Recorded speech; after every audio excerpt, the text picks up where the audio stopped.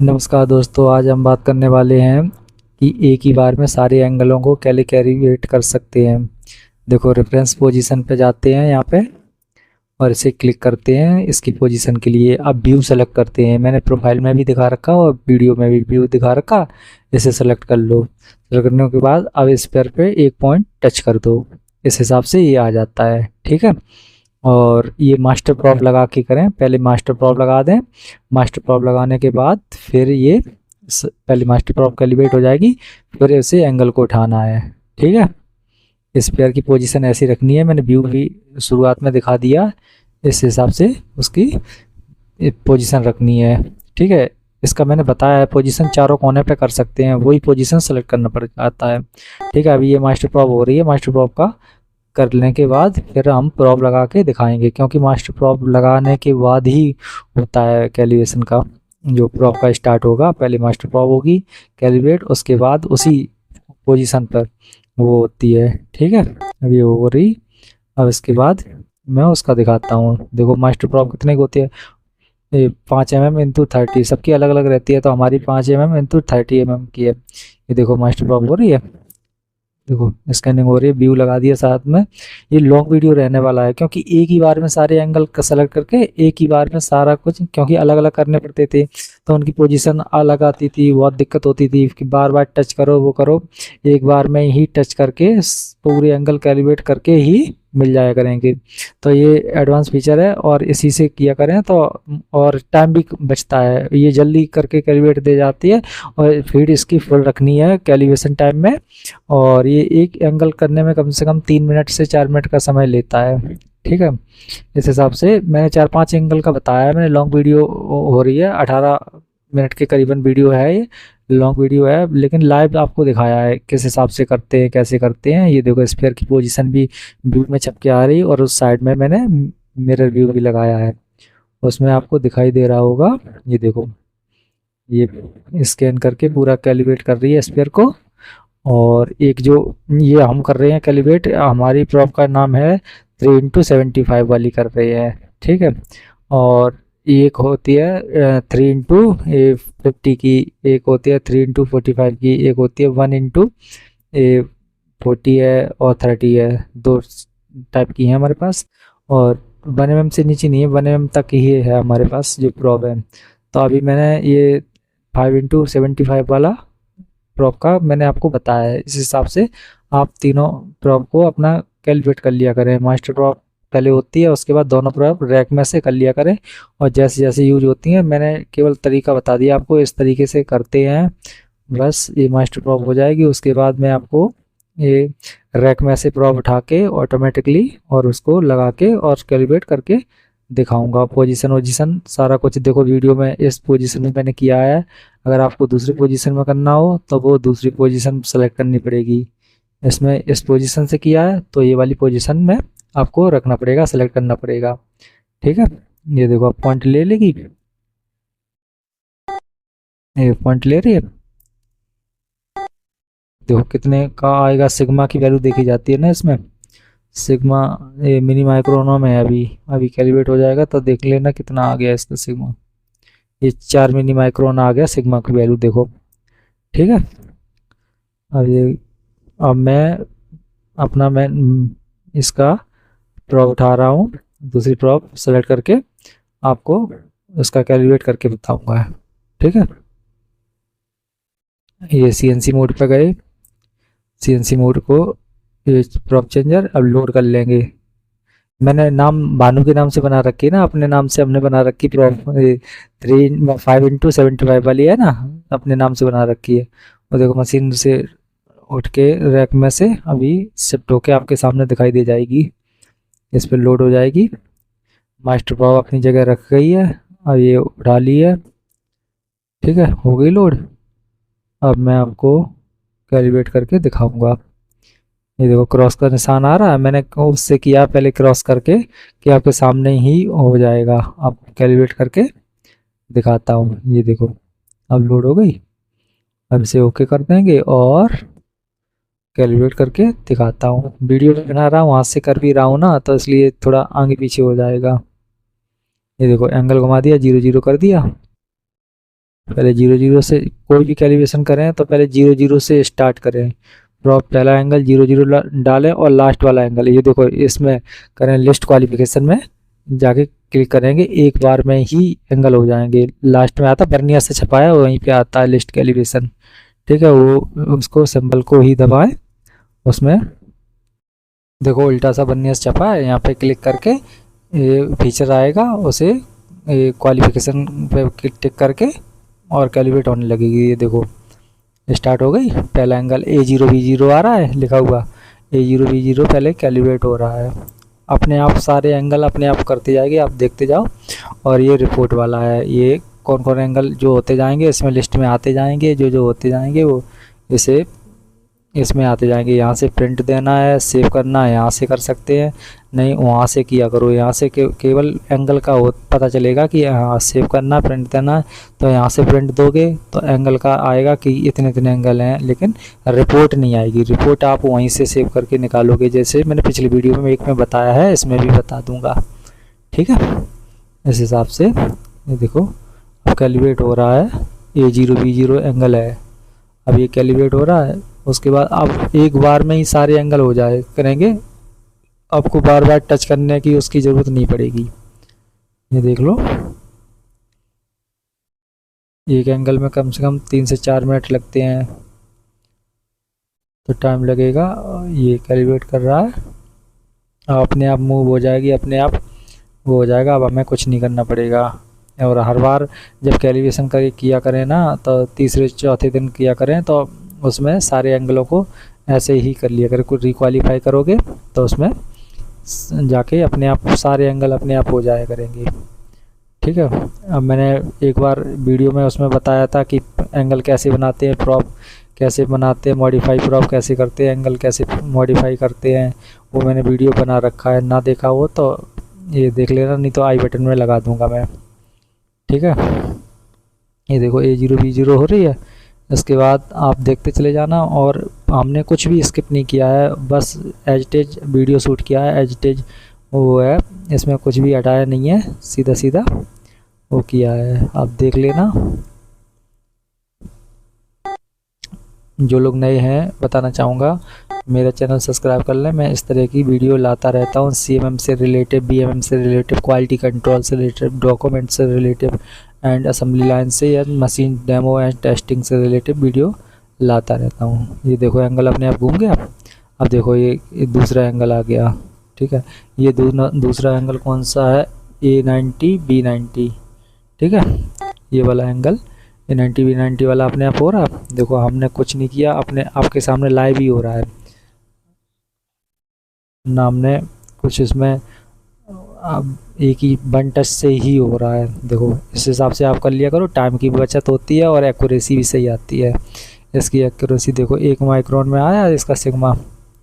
अब इसकी इसी हिसाब से आप कर लिया करो, आपकी एक्यूरेसी बढ़िया रहेगी और जल्दी भी हो जाया करेगा। पहले बार बार करते थे, लेना पड़ता था उसको, तो बार बार मैनुअल में बहुत टाइम वेस्ट होता था, हर बार करो उसे पकड़ के रखना पड़ता है। ये एक बार लगा दो, ये अपने आप वो ले लेगी। और इसकी स्पीड फुल रखनी है, जॉयस्टिक से स्पीड इसकी फुल कर लिया करें। उसमें क्या होता है कि स्पीड कम ज़्यादा ना करें, उससे अगर कोई भी एंगल आपका राइट टिक होके नहीं आ रहा है ना, क्रॉस लगा हुआ आ रहा, तो उस एंगल को दोबारा कैलिब्रेट कर लेंगे, लेकिन बाद में, अभी एचटी हो जाने दो जितना हो रहा है। अगर वो एंगल अगर क्रॉस लगा हुआ आ रहा है या सिग्मा वैल्यू ज़्यादा आ रही है, आपको केवल 4 माइक्रोन तक रखनी है सिग्मा वैल्यू, 4 माइक्रोन से ऊपर जाता है तो दोबारा कैलिब्रेट करें और दोबारा वो करें 4 माइक्रोन से ऊपर, क्योंकि स्लाइड वगैरह अच्छे से साफ़ कर लें। अगर मान लो कभी ऐसा होता है 7-8 माइक्रोन आ गया, तो ये सबरी स्लाइड है IP से, या कोई वो क्या आता है GFA क्लीनर आता है, जर्मन से हमने मंगा रखा है GFA क्लीनर क्लीनिंग के लिए, और आप IP वगैरह से साफ़ कर लिया करें। ISO प्रोफाइल एल्कोहल होती है ना जो आता है, उससे साफ़ कर लिया करें। और अगर उससे स्मूथली साफ़ नहीं हो रही है ना, तो एक GFA क्लीनर है और विस्टा क्लीनर है, 2 क्लीनर हम यूज करते हैं, उनसे स्लाइड वगैरह को साफ़ करके फिर कैलिब्रेट करें। और कैलिब्रेट करने से पहले मास्टर प्रॉप को अच्छे से साफ़ करें, और मास्टर प्रॉप साफ़ करने के बाद फिर इनकी स्लाइड वगैरह सही से स्मूथली स्लाइड वगैरह पूरी जेड वाली, एक्स वाली और वाई वाली तीनों स्लाइड हैं साफ करके अच्छे से फिर करें कैलिब्रेट, बिल्कुल सही आ जाएगा। और कैलिब्रेट करने का मतलब यही होता है प्रॉप का एरर फिक्स करना, एरर ख़त्म हो जाएगा, इसलिए ये प्रॉप का वो करना ज़रूरी रहता है। ठीक है, एरर फिक्स हो जाएगा। और उसमें जैसे अब मान लो कंसिस्टेंसी चेक कर रहे हैं, परपेंडिकुलरिटी चेक करी है, तो डेफिनेटली अगर कैलकुलेट करके करोगे तो बहुत फ़र्क आएगा उस रीडिंग में और उस रीडिंग में फ़र्क आ जाएगा। इसलिए कैलिब्रेशन करके ही दूसरे चौथे दिन अगर किया करें। अगर 24 घंटे प्लांट चल रहा है आपका तो 3 डेज़ में करें या 2 डेज़ में कर लिया करें। ये कितना 15-20 मिनट लगता है। जो जो यूज की प्रॉब है उन्हीं को सिलेक्ट करके और कर लिया करेंगे। ज़रूरी नहीं है सब एंगल कैलिब्रेट करें, जो आपके यूज में एंगल हैं। अब मैंने तो आपको वीडियो बनाया तो डेमो के लिए दिखाया है, मैंने 5-6 एंगल आपको कैलिब्रेट करके दिखाए हैं इसके। ठीक है, और जो आपके जो एंगल जिस प्रॉप के ज़रूर ज़्यादा यूज हो रहे हो ना, जैसे 3 mm वाली प्रॉप के ज़्यादा यूज होते हैं तो 3 mm वाली और 5 mm वाली दोनों के कर लिया करें, और 1 mm वाली के भी कर लिया करें, क्योंकि रेडियस चैम्पर वगैरह आता है तो 1 mm वाली का भी ज़रूरत पड़ जाता है, उसके भी कर लिया करें।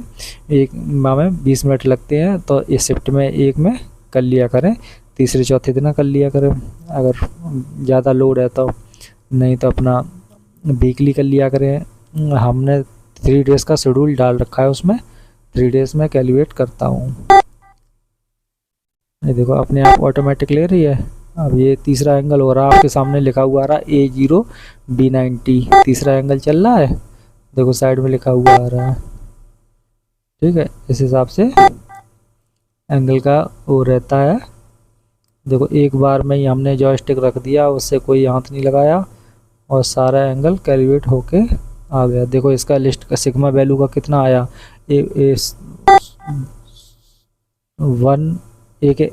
हाँ दिख रहा है। हम सिग्मा वैल्यू है इसकी 1 माइक्रोन से भी 1 माइक्रोन है।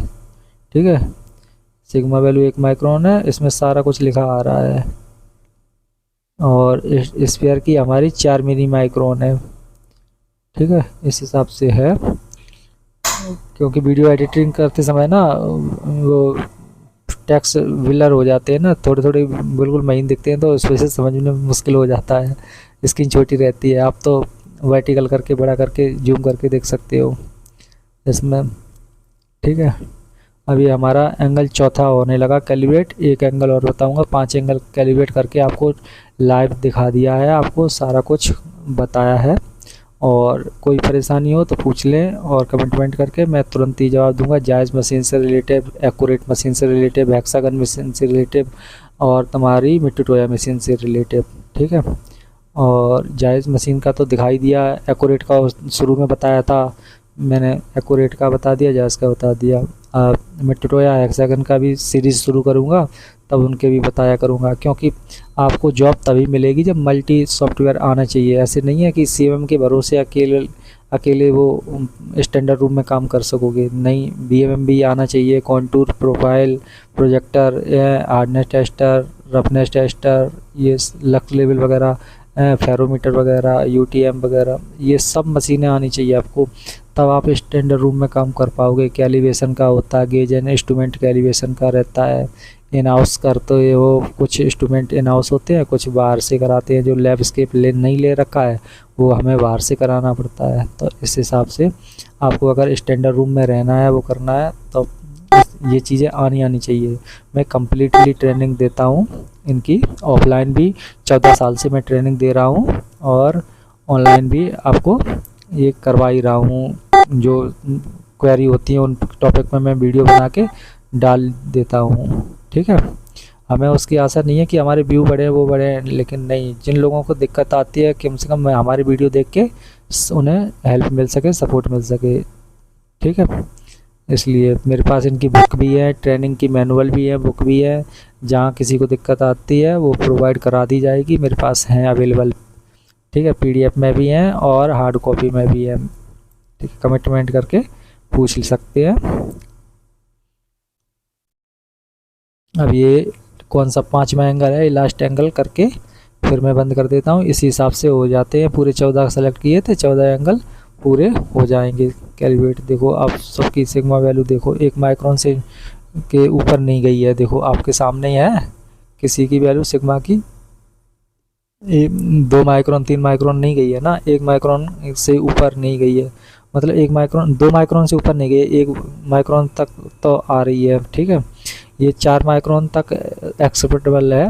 और उससे देखो मैंने फीड फुल कर रखी है, ऐसे आपको फुल ही रखनी है, ऐसे नहीं है कि वो जीरो कुछ कम करके चलाओ वो करके, नहीं, फीड फुल ही रहनी है। मैक्सिमम एरर कैलकुलेट करना है मैक्सिमम, इसलिए फुल फीड पे रखो मशीन को, फुल उस पे करके रखो। ठीक है, इस हिसाब से करते हैं। और कैसे नया स्टाइलिश बनाना, प्रॉप बनाना, इसका मैंने बता ही रखा आपको। अगर नहीं समझ में आए तो और भी बना दूंगा एक आध सेपरेट वीडियो इस टॉपिक पे। मैंने शुरू में बनाया था, वो मेरा चैनल ब्लॉक हो गया ना, क्या हुआ कि रील और वो वीडियो एक ही बार में वो उसके डाल दिए एक टॉपिक के, इसलिए वो वाला हमारा चैनल ब्लॉक हो गया। ये दूसरा हमारा चैनल है, तो इसमें ज़्यादा फॉलोवर वगैरह नहीं है, अभी मैंने नया ही स्टार्ट किया है।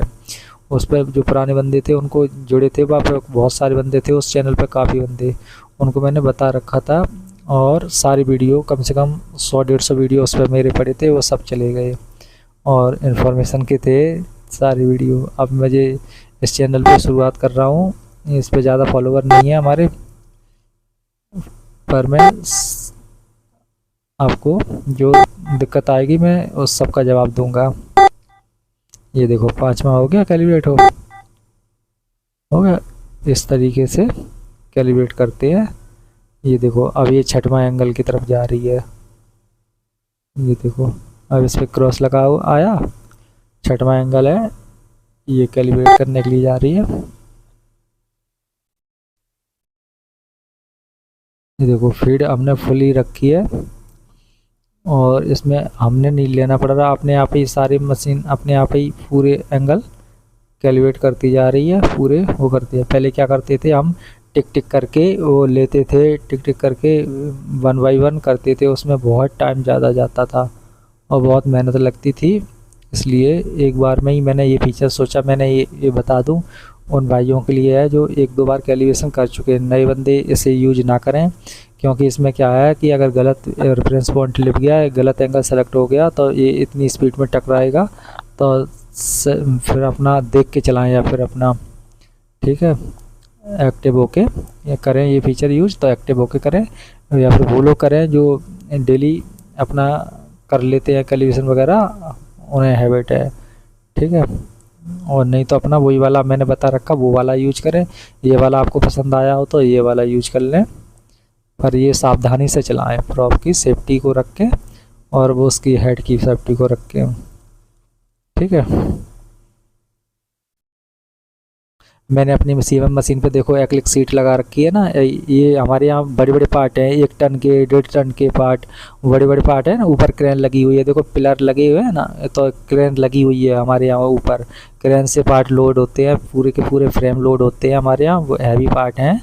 तो कृपया किसी दिन दिखाऊंगा मैं कितने कितने बड़े हैवी पार्ट होते हैं। Thank you for watching.